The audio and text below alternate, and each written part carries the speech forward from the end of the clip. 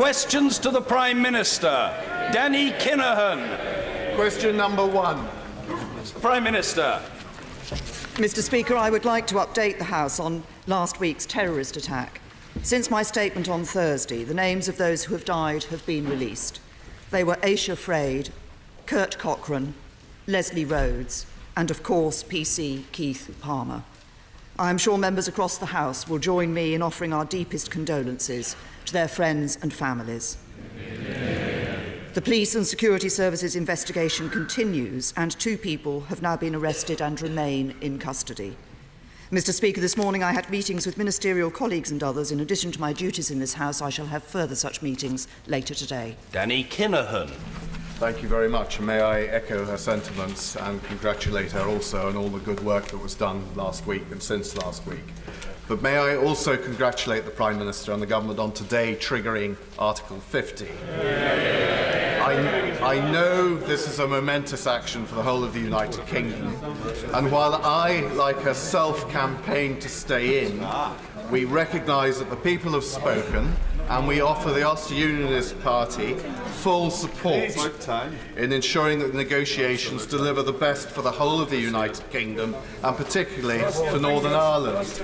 But could I ask the Prime Minister to confirm that in the extremely improbable event that a border poll should take place regarding the future of Northern Ireland within the United Kingdom during her premiership, that a government will fully support any official Remain campaign, just as the government have done, both in regard of the EU and indeed Scotland. Honourable gentleman. Prime Minister.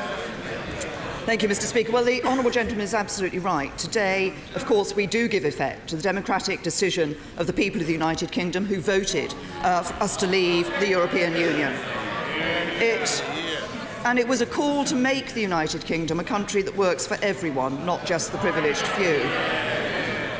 We are, of course, within that fully committed to ensuring that the unique interests of Northern Ireland are protected and advanced as we establish our negotiating position. And our position has always been clear that we strongly support the Belfast Agreement, including the principle of consent that Northern Ireland's constitutional position is a matter for the people of Northern Ireland to determine. But as our manifesto made clear, we have a preference that Northern Ireland should remain part of the United Kingdom. And we will never be neutral in expressing our support for that. And that's because I believe fundamentally in the strength of our union. Ranald J. Wardener. Mr. Speaker, pupils and parents deserve good schools and real choice in education, including schools that are focused unashamedly on academic rigour. Can my right honourable friend tell us when this government will open applications for the new wave of free schools? And can she also confirm that they will be genuinely free to be run as they wish, serving the local community and creating schools that work for everyone? Well, my honourable friend is absolutely right. I believe that schools should be free to be run as best suits them. And we're putting autonomy and freedom in the hands of strong leaders and outstanding teachers so they can deliver an excellent education. And we want to get out of the way of outstanding education providers so they can set up the types of schools that parents want. That's why we've set out our new plans to remove the ban on new grammar schools and the restrictions on new faith schools. But it is a complex area. We do expect to announce the detail of the next wave of free school applications following the publication of our school's white paper. Jeremy Corbyn. Thank you, Mr. Speaker. I want to begin by paying tribute to the emergency services, as the Prime Minister did, across the country, especially all those that responded to the Westminster attack last Wednesday and to those that turned out to help the victims of the New Ferry explosion last Saturday. Our thoughts remain with the injured and those who've lost loved ones, and we especially thank the police for their ongoing investigations. Could the Prime Minister assure us that the police will be given all the necessary support and resources to take them through this very difficult period in investigating what happened last Wednesday? Prime Minister. I join the right honourable gentleman in praising the work of our emergency services, who, as he has pointed out, have to deal with a wide range of incidents that take place. Our focus in this House has been most recently on the attack that took place last Wednesday. We should never forget day in and day out our emergency services are working on our behalf and often putting themselves in danger as a result of the work that we do.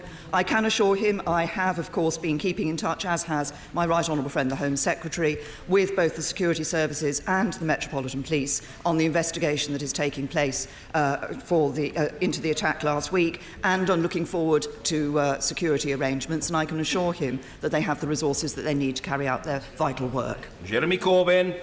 Thank you, Mr. Speaker.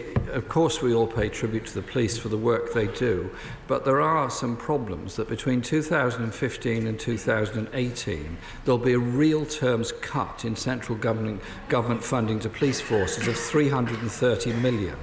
Can the Prime Minister assure the House the police all over the country have the necessary resources to do the job? Prime Minister. I would remind the Right Honourable Gentleman that what we've done in the CSR is actually protected that police budget. And of course, the former Shadow Home Secretary, his own colleague, the Right Honourable Member for Lee, prior to the 2015 Labour Party conference, said savings can be found. The police say 5 to 10% over the Parliament is just about doable. Yeah. We didn't accept that. We've actually protected the police budget. I've been speaking, as my Right Honourable friend, the Home Secretary, has, to police forces, and they are very clear that the work that they are doing has the resources that they need. Mick Corbyn. Mr. Speaker, the Police Federation survey recently undertaken reveals that 55% of serving police officers say their morale is low due to the way in which their funding has been treated. Frontline policing is vital in tackling crime and terrorism.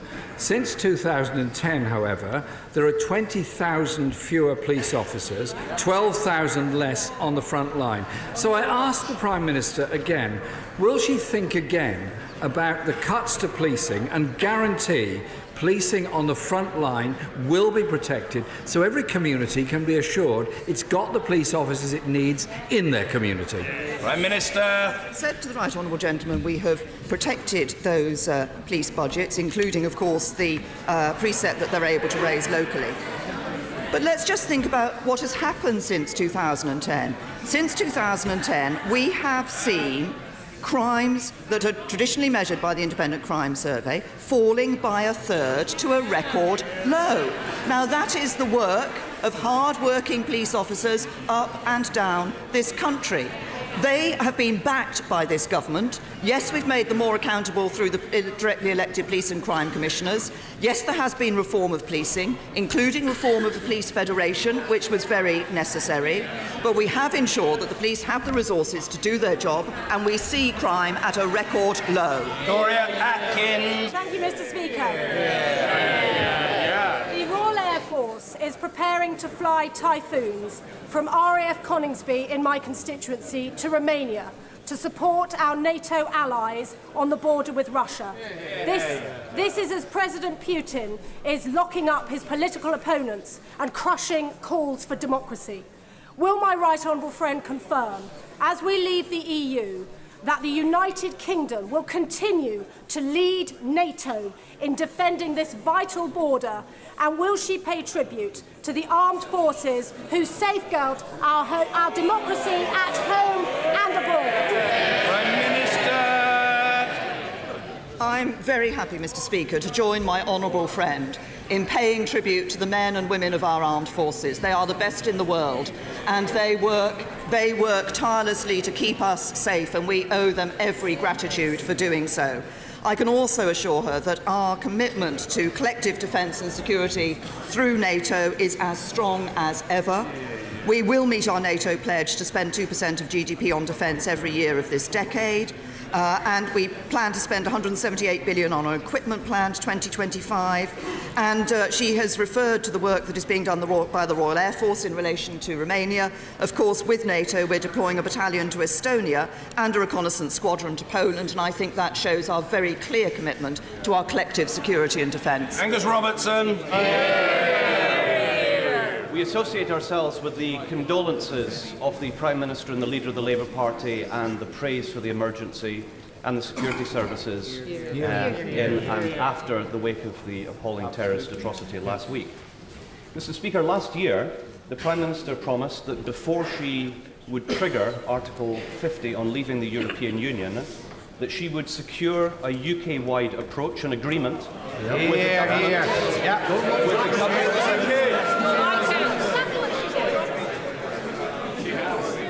Last year, the Prime Minister did make that promise, and she promised there would be an agreement with the governments of Scotland, Wales and Northern Ireland before triggering Article 50. The Prime Minister has now triggered Article 50, and she's done so without an agreement. There is no agreement. Why has she broken her promise and broken her word? Prime Minister! I've been very clear throughout, and since the first visit I made as Prime Minister to Edinburgh last July, which was that we were going to work with the devolved administrations, that we would develop a UK-wide approach, but that in the negotiations it would be a UK approach that was taken into the negotiations, and it would be the United Kingdom government that took forward that position. And I would simply remind the Right Honourable Gentleman that Scotland is part of the United Kingdom.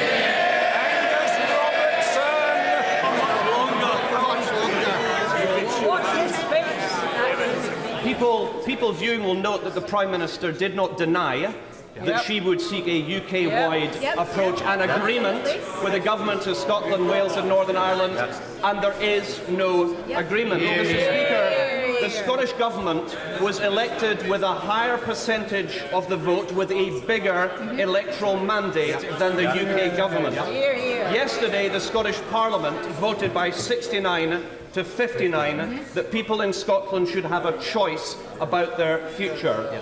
After the negotiations of the European Union are concluded, there will be a period for democratic approval of the outcome. That choice will be exercised in this Parliament, in the European Parliament, and in 27 member states of the European Union. Given that everybody else will have a choice at that time, will the people of Scotland have a choice about their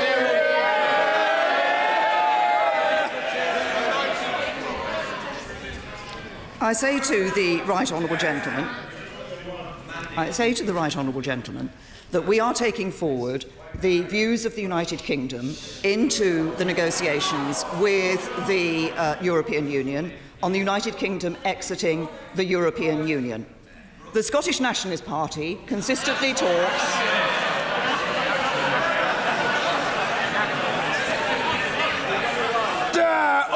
Miss Cherry, this is very unseemly heckling. You are a distinguished QC. You wouldn't behave like that in the Scottish courts. You'd be chucked out.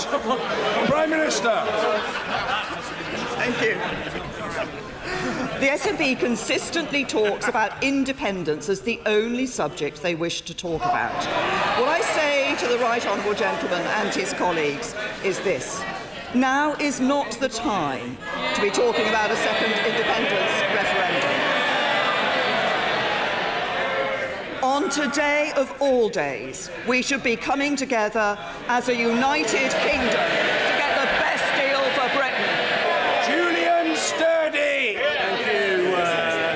Thank you, Mr. Speaker. Improving vocational and technical education is vital to closing our productivity gap. So, can the Prime Minister assure me that vocational education will enjoy equal status with academic education, so that as we leave the EU, our young people can be equipped to build the high-skilled economy of the future? Prime Minister. My honourable friend has raised a very important issue. It is essential for young people that we do give vocational and technical education the right esteem and the right focus, because it is essential in addressing our productivity gap. We do want to deliver a world-leading technical education system that can create genuine options for young people that are equal in esteem, two options for young people equal in esteem.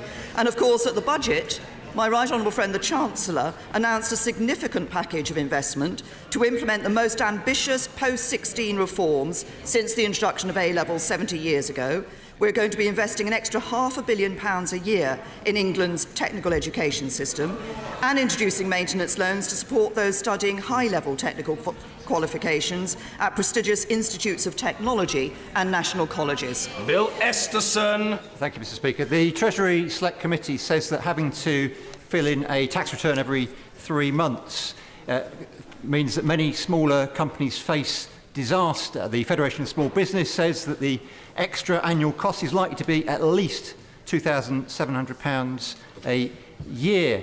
This is yet another burden on business from this government. She got it wrong on national insurance. Is she going to backtrack now on tax returns as well? Prime Minister. Perhaps the honourable gentleman should have listened to the announcement that my right honourable friend the Chancellor made in the budget, where he indicated that he would be delaying the introduction of this for the smallest businesses below the VAT threshold for a year. But I think it is right that HMRC does try to move to a greater digitisation of the way in which it operates. I think that will enable it to give a better service to those people who are completing their forms, and we should always remember that aspect of what is being proposed. Mackintosh. Thank you, Mr. Speaker. I welcome the additional money the government has given for adult social care, but it's important we also look at long-term solutions. As part of the long-term review, will the Prime Minister look at some of the cases in my constituency and the issues with how the system works with Northamptonshire County Council and Northampton General Hospital? Prime Minister. Say to my honourable friend that he's right. I'm grateful for his welcome for the extra money, the £2 billion that was announced by my right honourable friend the Chancellor at the budget that is going into social care. This shows that we have recognised the pressures and demands on social care, but it is also important that we ensure that best practice is delivered across the whole of the country. It isn't just about money. So we are trying also to find a long-term, sustainable solution which will help local authorities to learn from each other, to raise standards across the whole system, and we will bring forward proposals in a Green Paper later this year to put the state-funded system on a more secure and sustainable long-term footing. Corbyn. Thank you, Mr. Speaker. As Home Secretary, the Prime Minister clearly didn't protect police budgets. Last week, she told me 4 times we have protected the school's budget. Does she still stand by that statement? Prime Minister. We have protected schools' budgets, and we're putting record funding into schools. Corbyn. Well, today, Mr. Speaker, the Public Accounts Committee says of the Department of Education that it does not seem to understand the pressures that schools are already under. And they went on to say that funding per pupil is reducing in real terms, and goes on to say schools' budgets will be cut by £3 billion, equivalent to 8% by 2020. Is the Public Accounts Committee wrong on this? Prime Minister. What we see over the course of this Parliament is £230 billion going into our schools.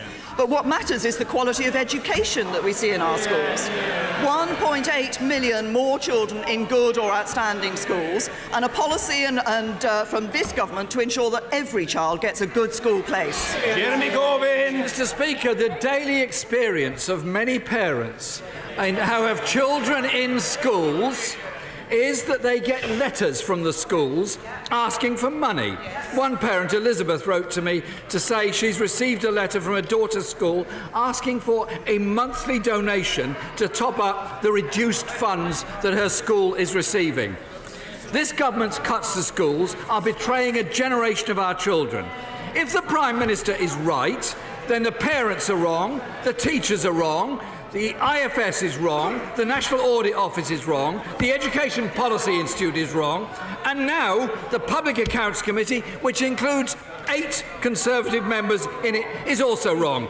So which organisation does back the Prime Minister's view on education spending in our schools? Prime Minister. I have to say to the right honourable gentleman that, as I've just said to him, we said we'd protect school funding, and we have.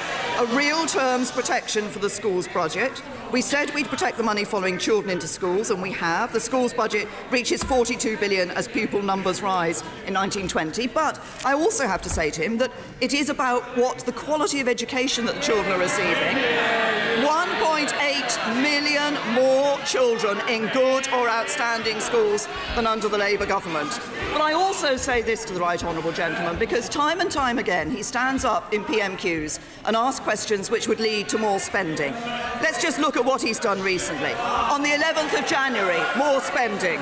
On the 8th of February, more spending. On the 22nd of February, more spending.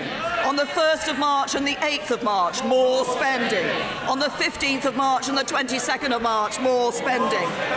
Barely a PMQs goes by that he doesn't call for more public spending. When it comes to spending money that they haven't got, Labour simply can't help themselves. It's the same old Labour, spend today and give somebody else the bill tomorrow. Well, we won't do that to the next generation.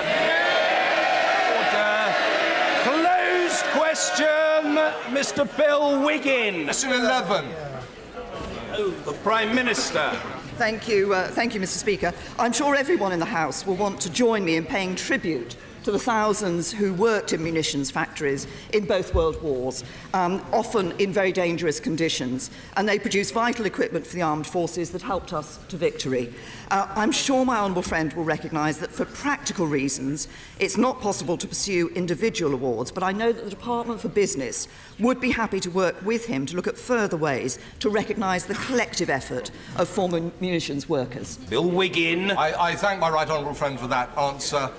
These ladies found that the chemicals in the shells turned their skins yellow, and they were nicknamed Canary Girls. I know my right honourable friend is exceptionally busy at the moment, but could she find just a few moments in her diary to meet me and some of these Canary Girls to recognise their service?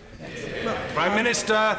I would be very happy to do that. I'd be very happy to meet some Canary Girls. As I said, they did work which was vital to the war effort. They did work which in one sense was absolutely routine, but in another sense was extremely dangerous, and I think we should recognise the efforts that they put in. Carolyn Harris. Thank you, Mr. Speaker. The Prime Minister will be aware that the Welsh Labour Government has established a children's funeral fund.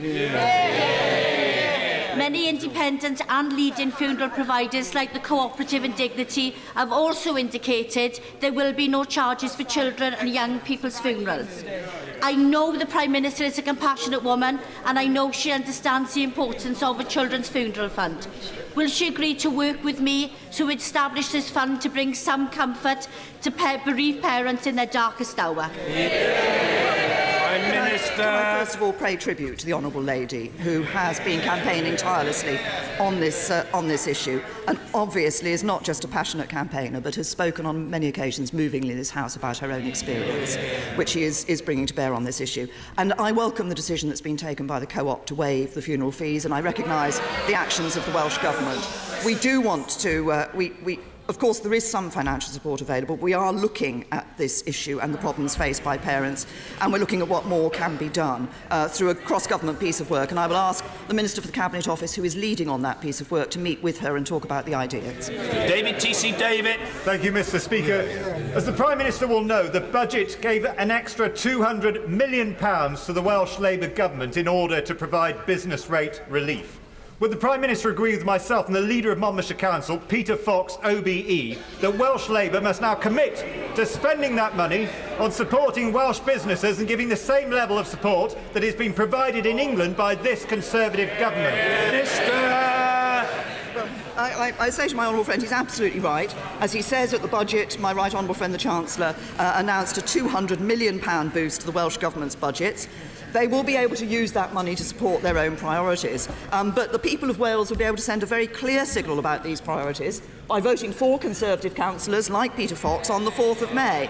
And I have to say, it's the UK government actions to support ordinary working families throughout the country that will ensure Wales benefits from an economy that works for everyone. Sadiq. Mr. Mr. Speaker, the Foreign Secretary during the EU referendum campaign urged people to, and I quote, take back control of huge sums of money, £350 million per week, and spend it on our priorities, such as the NHS. The Prime Minister will trigger Article 50 today. Can the Prime Minister confirm precisely when she wants to fulfil the promise made by her Cabinet colleague who is sitting on the front bench smirking at the British public? Yeah. Prime Minister!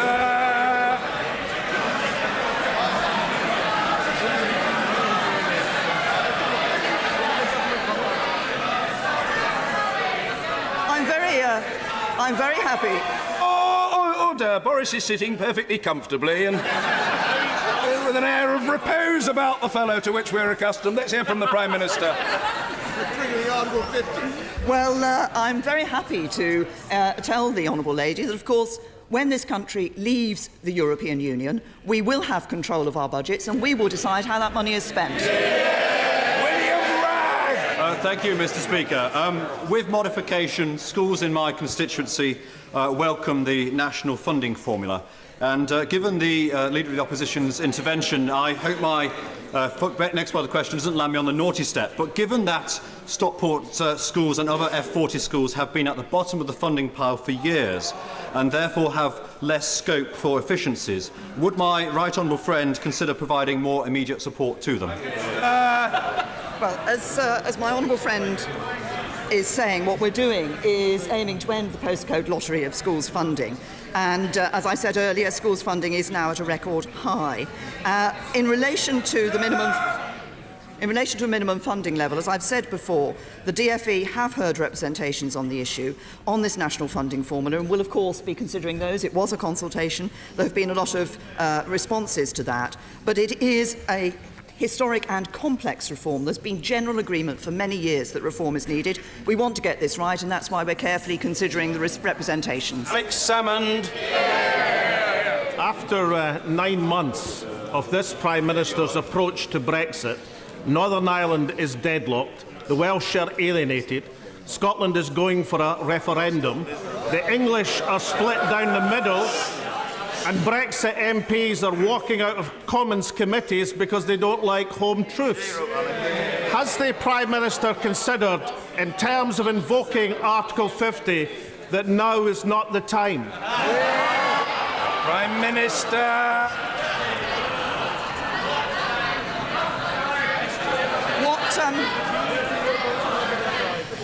What the UK government is doing in invoking Article 50 is putting into practice the democratic vote of the British people on the 23rd of June last year in a referendum. There was a referendum in 2014 in Scotland when the Scottish people voted to remain part of the United Kingdom. I suggest the Right Honourable Gentleman and his colleagues puts that into practice. Matt Warman. Mr. Speaker, 3/4 of my constituents voted to leave the European Union. Does the Prime Minister agree with me that as she triggers Article 50, it marks a watershed moment, not only for this country's control of immigration and our sovereignty, but also for listening to the views of people who were forgotten for far too long? I absolutely agree with my honourable friend. Not only, in invoking Article 50, not only are we putting into place in practice the views of the British people as set out in that referendum on the 23rd of June last year, but crucially, that was not just a vote about leaving the EU. It was a vote about changing this country for the future. And this government has a clear plan for Britain that will change this country, that will see us with a more global outlook, a stronger economy, a fairer society, and a more united nation. This is Marianne Fellow. Thank you, Mr. Speaker. The people expect the Prime Minister to follow her party's manifesto and to abide by a majority vote of this Parliament. So, why does she say that the First Minister of Scotland should do the opposite? Prime Minister. What I say is that at this point in time, as we face this historic moment of invoking Article 50 and setting in process the negotiations for the future of this country and its relationship with the European Union. Now is the time for us all to pull together and not try to hang apart. Derek Thomas. On Friday, thousands of people will be up and down this country raising funds and awareness of brain tumour research. Many of these people will family members who've had brain tumour research or will be suffering from them. Yet, brain tumour research only receives about 1% of all research funding for cancer, and yet it kills more. It's a bigger cancer killer of people under children, adults under 40. Will the Prime Minister join me in commending all these people raising awareness and funds, and also see what more we can do to increase funding for brain tumour research? Prime Minister. This is a very important area. I believe in this area also the UK does have a good record of research on brain tumours, and that is important, but he's absolutely right. The people who are raising funds for this important cause should be commended. As he says, many of them will have had personal experience in one way or another of brain tumours, and I think it is important that we recognise that there are many killers out there which don't often receive the publicity and support of others, and we should recognise their importance and commend those who are raising funds. Thank you, Mr. Speaker. And as we enter the world of Article 50, can the Prime Minister say what she's doing to ensure national and local government prioritise the purchasing and the buying of British goods and services? Although I have to say, a record as Home Secretary on police vehicles doesn't give us much cause for optimism. Prime Minister. Well, we have, as a government, been encouraging the procurement of British goods and services. I would say he asked what we can do for local authorities. If people around the country want local authorities that are going to take their best interest into heart, then they should vote Conservative. Thank you, Mr. Speaker. Can I congratulate my right honourable friend, the Prime Minister, on invoking Article 50 today? And does she agree with me that this is the end, this needs to be the end of the phony war, the end of posturing, as we've heard from the other benches, and focus now on the detail for every industry, every sector and every community to get a bespoke deal that we can all get behind? Prime Minister! I absolutely agree with my honourable friend. Now is the time for us to come together, to be united across this House and across this country, to ensure that we work for the best possible deal for the United Kingdom and the best possible future for us all. Nigel Dodds. Thank you, Mr. Speaker. The Prime Minister has been rightly emphasising her determination to deliver for all constituent parts of the United Kingdom on this historic day. And whilst others are content to moan and whine, we want to see that delivery happen, and we're confident that she will make that happen. And in Northern Ireland, while some have walked away from the responsibilities in terms of devolution, we want to see devolution up and running, to have a functioning Northern Ireland government, and we have set no preconditions in the way of that. If others continue to stay away from devolution and walk away, will she pledge to work ever more closely with those of us in this House to defend and protect the interests of Northern Ireland? I think we say to the right honourable gentleman, we all want to work together to ensure that we can protect the best interests of Northern Ireland. I think, as he does, as he's just said, that ensuring that we have strong devolved government in Northern Ireland is important for the future. It's important so that we can build on the significant progress that has been made in recent years for the people of Northern Ireland, and I would urge all parties to come to the talks with a view to finding a way through this so that Northern Ireland once again can be restored to devolved government. James Berry. Thank you, Mr. Speaker. Would the Prime Minister agree that social media companies need to take action now to remove extremist and hate material from their platforms proactively, and to foot the bill for the police who are currently doing their dirty work at the taxpayers' expense? This whole question of working with the companies to ensure that extremist material is removed as quickly as possible is one that is not new. It has been going for a number of years. Of course, through the Counter-Terrorism Internet Referral Unit, we do have the process that enables the police to take material down. 250,000 pieces of material have been taken down since February 2010 from the internet, and there's been a significant increase in that activity in the last couple of years or so. But I know my right honourable friend, the Home Secretary, will be meeting the companies later this week to talk to them about this very important issue. We don't want to see extremist material on the internet. What we do want to see is companies taking action to remove material that is encouraging hate and division. Alison McGovern. Thank you, Mr. Speaker. Late on Saturday night, a massive explosion devastated New Ferry in my constituency. We're thinking of all those who are hurt, but Mr. Speaker, it is a miracle more people were not injured. The community now faces significant dereliction, so will the Prime Minister join with me in thanking all of those who looked after my community over the weekend and in recent days? And will she arrange for me a meeting with the Secretary of State who can discuss how the government can help us rebuild New Ferry?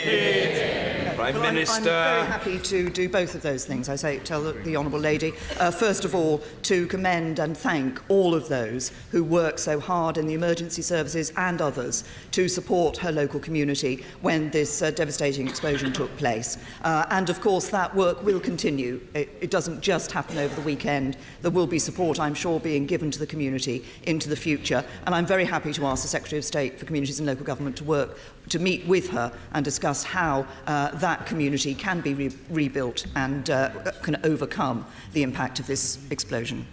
Order.